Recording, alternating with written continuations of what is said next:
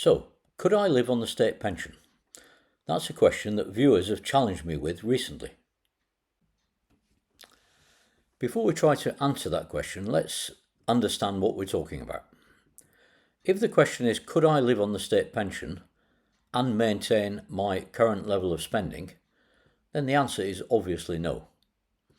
For me, a more meaningful question is, what sort of life could I have if I only receive the state pension? To start with, we need to know how much the state pension is. So let's have a look at the gov.uk website to find the answer. We can see here that the full rate of the new state pension is £230.25 per week, and that works out at £997.75 per month. So let's have a look at what I could do with my £997.75 per week. Here we have my spreadsheet. So you can see on the left hand side there is the state pension, 997.75, and in the middle column this is what I think how I would allocate that money.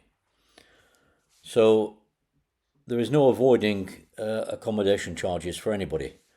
My rent is currently £325.51 per month.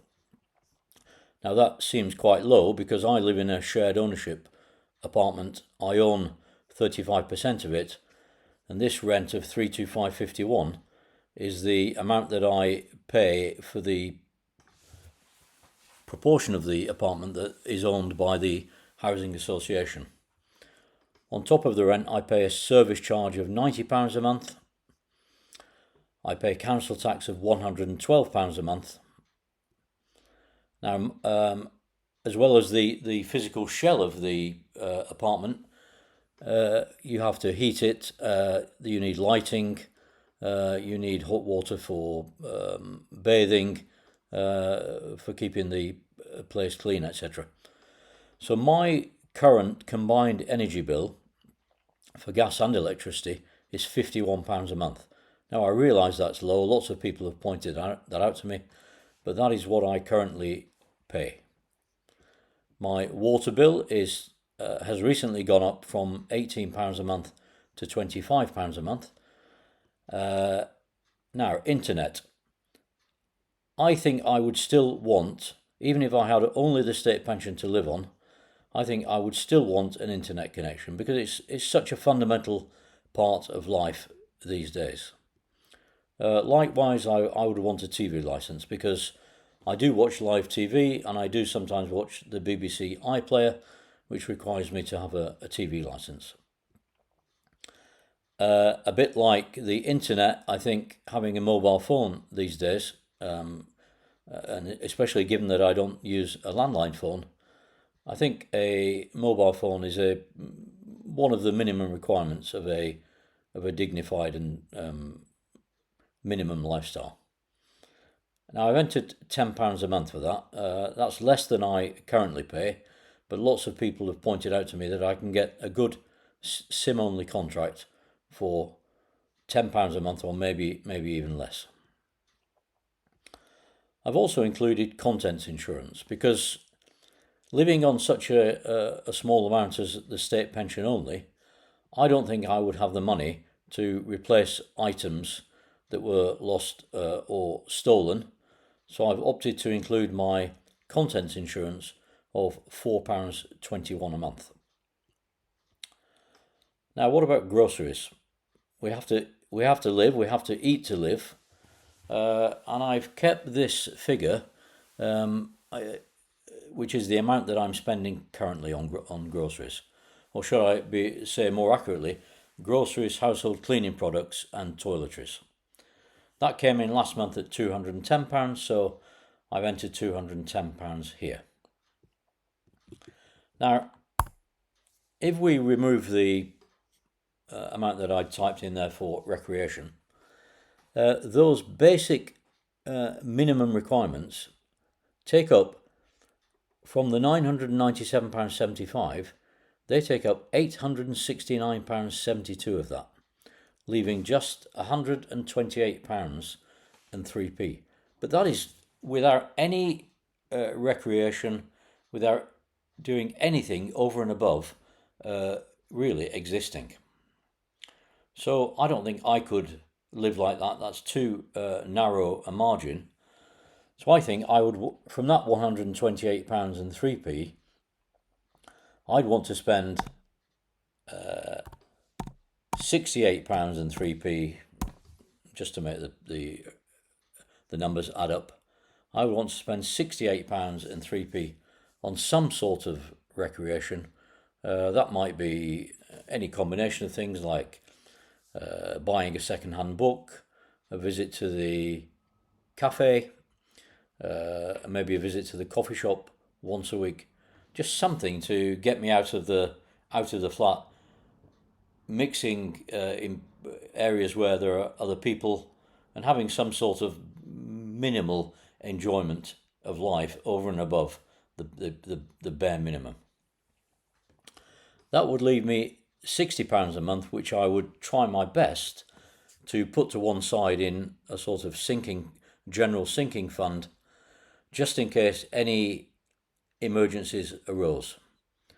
But it wouldn't take much to completely deplete that fund very quickly, and it wouldn't be enough, for example, to cope with a boiler breakdown or a washing machine breaking down completely. So there we are. On my current level of bills and outgoings, I could just about live on the state pension, but it would be very, very tight indeed. But is this even realistic? Would I have to live like that? I don't think I would. Now, you may be thinking, why? Why wouldn't you? Well, to answer that, let's go back to the gov.uk website. So if we go to the gov.uk website and type in benefits calculators, then we'll find that we're presented with three different calculators. Now, they all do the same job, so I've chosen the one in the middle, entitled to Benefits Calculator. And if you click on that, it will take you to this website. Now, here you can enter some information about the type of accommodation you live in and your postcode. And then when you've done that, you can move to answer some questions about your household. Now, I live alone. There are no children in the household. Nobody else lives here. I'm British. I'm not in. None of those questions there apply to me. So, going back, I've filled this in already. Now, this is not my actual date of birth. I've had to make up a date of birth to indicate to the calculator that I am in fact old enough to receive the state pension, which and that age is currently 66, but when I qualify for it, it will be 67, and I'm only 64 right now. My employment status is not employed. I don't receive any disability or sickness benefits. I'm not ill or disabled and not claiming a benefit, and I don't care for someone who is sick or disabled. Now, benefits I currently receive, I don't receive any benefits. Now, do you currently receive the state retirement pension? Then I've answered that yes, because the whole point of this exercise is to see whether I could receive the state pension and then get any additional help. So I've entered the amount, it's £230.25 per week, and I don't receive any other benefits. So, income. We are saying here that my only income is the state pension, so I don't receive income from non-state pensions. I don't receive any income from fostering. And I'm saying here that my savings are not over £10,000. I don't receive maintenance from anybody or any other form of income. So the next question is my housing costs. Well, I don't have a mortgage, I don't need any help with that. But I do pay a service charge of £90 a month. £90 a month works out at £20.77 per week. And my rent is £325 per month. So when we've entered that, we next go to the council tax page. Now I'm in council tax band B for my property. I'm not eligible for any disability related reduction, but I do have a 25% reduction because I live alone. And there you can see my council tax liability for the year, which is correct. So finally, let's go to the results. Having typed in all that information about myself, what is it going to say? Am I entitled to any help or not? And let's look at the results monthly. So the calculator is telling me I am entitled, in addition to my state pension of £997.75, a further £505.87 per month. Now that's made up of £76.35 pension credit, a bit of extra pension if you like, £113.40 towards my council tax, and housing benefit of £316.12. So that's a significant amount of additional help on top of the state pension. So let's go back to my calculator and add in £505.87 of additional income. So if we look at the left hand side, which shows the income, now we have both the state pension of £997.75 and the benefits of £505.87 as shown on the benefits calculator. Now I haven't made any alterations to the spending column as yet, but you can see that basic lifestyle which we discussed earlier is now leaving £633.90 per month, which is vastly different from the from what was left when we had the state pension only. Now, what would I do with that £633.90? Personally, I think I would increase the amount I spent on recreation. So I might spend £200 a month on recreation. And that leaves £433.90. I think I would want to have a holiday every year. And I would put to one side £75 a month for that holiday. I think I would have a household sinking fund for any repairs that might arise, and I would put £100 into that. That's leaving at the moment £258.90 per month. I would want to have the money to replace any clothing or footwear that I might need. And I think I would put £60 a month, or that's a lot actually, £50 a month into that.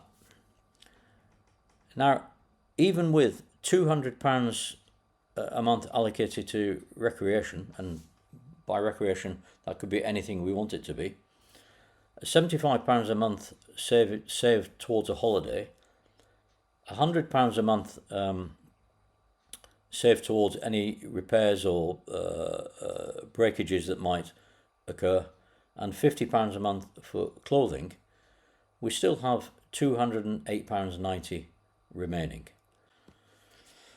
Now I pay a relatively low rent. What would happen if my rent was, say, £1,000 a month? Well, let's go back to the benefits calculator. So I've kept everything the same apart from the figure for rent. And this time I've put £1,000 as the rent figure. And the result that given this time is I would be entitled to £1,180.86 per month. Again, that would be £76.35 of pension credit. The same amount again, £113.40 for full council tax support. But this time, housing benefit would be £991.11. So let's go back to my calculator and enter £1,180.86 in the income column. So there we go. In the income side, you can see the state pension and the new figure for benefits. In the spending side, you can see that the figure for rent has increased to £1,000. And you can see that this basic minimum lifestyle leaves £634.40. But let's do the same sort of exercise we did last time. Let's say we're going to spend £200 on recreation, save £100 a month for a holiday, spend £100 a month. Save £100 a month in a sinking fund for repairs and that sort of thing. Spend £50 a month on clothing, and maybe save for long-term savings £100 a month. I would still have £84.40 left to allocate. Now, some people have said to me my energy bill is unrealistically low. It is what it is, but let's change that. Let's double it. Let's say my energy bill is £100 a month. Well, even with the recreation, the holiday, the sinking fund for replacement items, clothing, and saving £100 a month, I'm still within my budget and still have a small margin there of £35.40 per month. Now, finally, let's look at the situation where I have no housing cost, no rent at all, because I'm an owner-occupier. So in this scenario, where there is no rent to pay, there is still some benefits entitlement.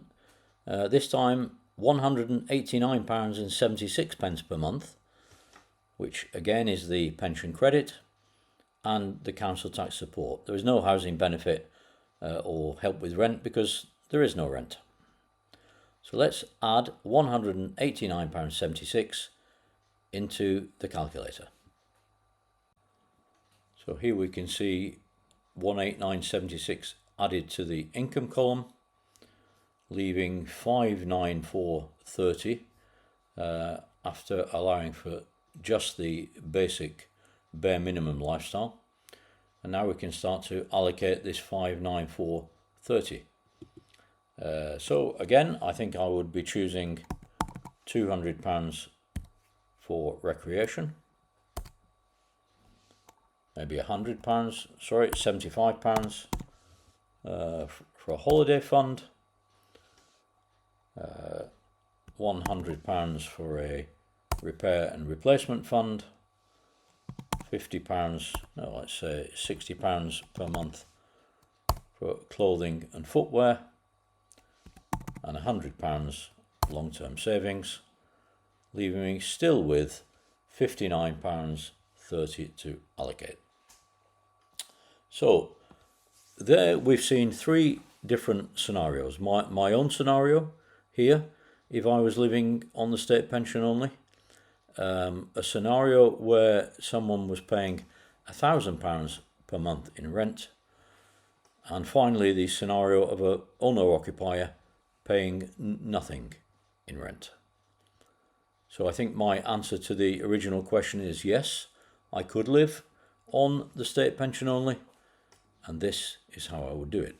Now, if you found this video interesting or informative, please hit the like button. It helps other people find the channel. If you'd like to push back or challenge anything I've said here, please leave a comment. I try to answer every comment with a meaningful answer.